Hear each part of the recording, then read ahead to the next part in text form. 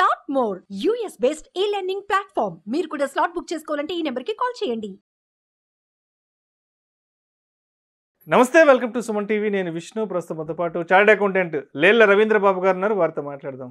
Sir నమస్తే. Sir Ravindra బాబు గారు. నమస్తే అండి విష్ణు గారు. సార్ రవీంద్ర బాబు గారు, ఈ రియల్ ఎస్టేట్లో ఈ ట్యాక్సేషన్ అనేది ఎలా ఉంటుంది, అండ్ మరీ పర్టికులర్గా ఎన్ఆర్ఐస్కి ఎలా ఉంటుంది, ఇండియన్ రెసిడెంట్కి ఎలా ఉంటుంది అసలు? విష్ణు గారు, మీరు చూస్తే ఈరోజు రియల్ ఎస్టేట్ ఆకాశాన్ని అందుకుంటుంది. ప్రతిరోజు రేట్లు భారీ స్థాయిలో పెరుగుతూ ఉన్నాయి.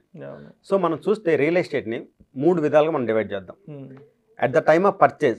సో పర్చేజ్ చేసినప్పుడు ఎలాగా మనం ఏం చేస్తాం? పర్చేజ్ నెంబర్నే కన్స్ట్రక్షన్ చేయం, వెంటనే సేల్ చేయం. Will hold the property for some time. మనం హోల్డింగ్ అప్పుడు నెక్స్ట్ ఫ్యూచర్లో మనం ఏమన్నా ఒక అప్రిషియేషన్ వచ్చింది, వాల్యూ పెరిగింది, అమ్ముదాం అనుకున్నప్పుడు ఎలా ఉండేది ట్యాక్స్ ట్రీట్మెంట్?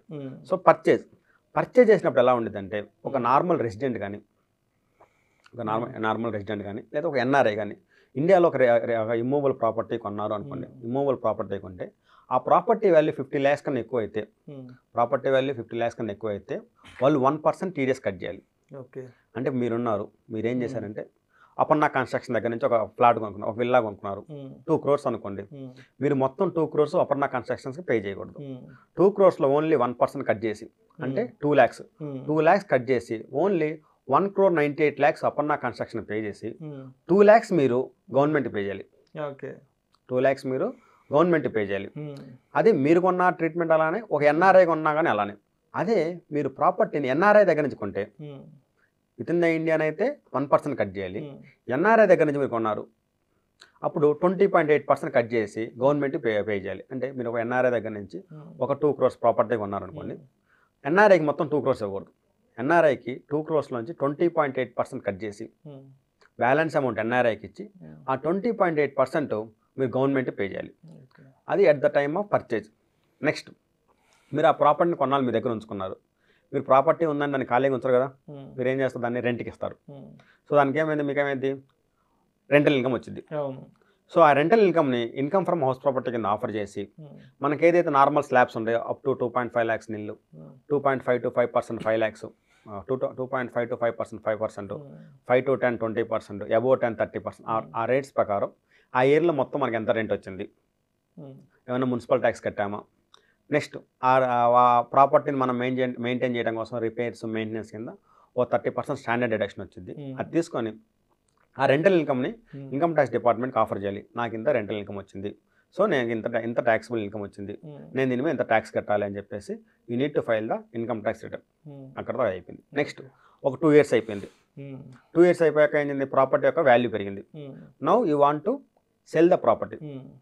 మీరు ప్రాపర్టీని అమ్ముదాం అనుకుంటున్నారు. సో ప్రాపర్టీని ఎప్పుడైతే అమ్ముదాం అనుకుంటారో మీరు చూడాల్సింది ఏంటంటే, నా ప్రాపర్టీ యొక్క హోల్డింగ్ పీరియడ్ అంటే ఎంతకాలం మీ దగ్గర ఉంది. ఇది 24 months కన్నా తక్కువ ఉందా, 24 months కన్నా ఎక్కువ ఉందా?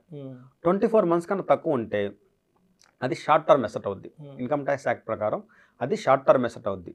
ఆ ఎసెట్ నమ్మితే మీకు వచ్చిన గెయిన్ కూడా షార్ట్ టర్మ్ క్యాపిటల్ గెయిన్ అంటారు. So short term capital gain వచ్చింది అంటే మీరు ఎసెట్ని 24 months కాకముందు అమ్మేశారు. ఒక రెసిడెన్షియల్ ఇల్లు కొన్నారు, లేదా ల్యాండ్ కొన్నారు. మీరు ఆ అసెట్ని 2 years కాకముందు 24 months కాకముందే అమ్మేశారు. 24 months కాకముందు అమ్మితే ఆ ప్రాపర్టీ మీరు ఇండియాలో కొనవచ్చు, అబ్రాడ్లో కొనవచ్చు, ఎక్కడైనా కొనవచ్చు. The time will be 24 months.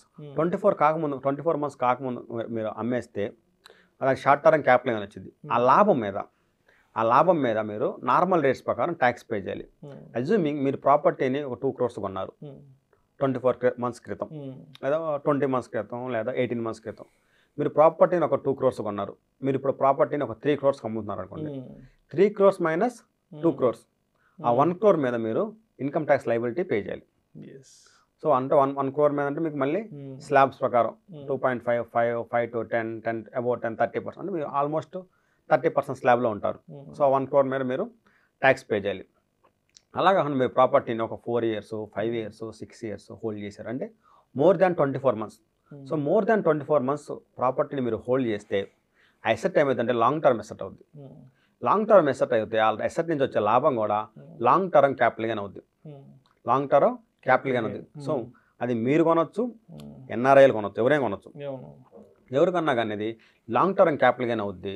దానికి ఇండెక్సేషన్ బెనిఫిట్ వచ్చింది. ఎందుకంటే ఈ రోజు ఉన్న రూపీ 10 years క్రితం ఉన్న రూపీకి ఈక్వల్ కాదు.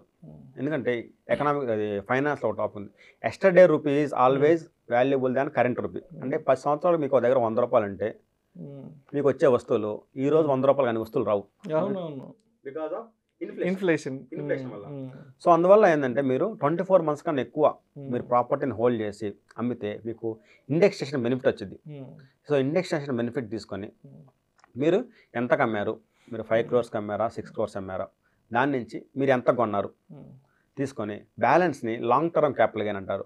లాంగ్ టర్మ్ క్యాపిటల్ గెయిన్ అన్నిటిని ఆటోమేటిక్గా 20% tax rate, flat rate, 20% tax rate కింద మీరు ఎంతైతే లాభం వచ్చిందో ఆ లాభమే 20% మీరు ట్యాక్స్ పే చేయాలి. ఇది ఎన్ఆర్ఐ అయినా రెసిడెంట్ అయినా. ఒకవేళ ఎన్ఆర్ఐ ఇండియాలో కొనకుండా ఎన్ఆర్ఐ అబ్రాడ్లో కొన్నా అనుకోండి, ఎన్ఆర్ఐ అబ్రాడ్లో కొంటే ఆటోమేటిక్గా is out of the scope of income tax. NRI ఇండియాలో కొంటేనే ఇన్కమ్ ట్యాక్స్ ఉంటుంది, ఈ పరిధిలోకి వస్తుంది, మన పరిధిలోకి వస్తుంది. ఎన్ఆర్ఐ అబ్రాడ్లో కొంటే ఇన్కమ్ ట్యాక్స్ ఏది ఉండదు. అలాగా మన ప్రాపర్టీని సేల్ చేసినప్పుడు మనం చూసుకోవాల్సింది holding period important. Holding period 24 months కన్నా తక్కువ ఉందా, 24 months కన్నా ఎక్కువ ఉందా? 24 months కన్నా తక్కువ ఉంటే అది షార్ట్ టర్మ్ అవుద్ది, నార్మల్ రేట్స్ కింద ట్యాక్స్ కట్టాలి. 24 months కన్నా ఎక్కువ ఉంటే అది లాంగ్ టర్మ్ అవుద్ది. 20% ఓన్లీ ఫ్లాట్ 20% ఇన్కమ్ ట్యాక్స్ కడితే సరిపోద్ది. సో కొన్నప్పుడేమో 1% టీడీఎస్ కట్ చేయాలి.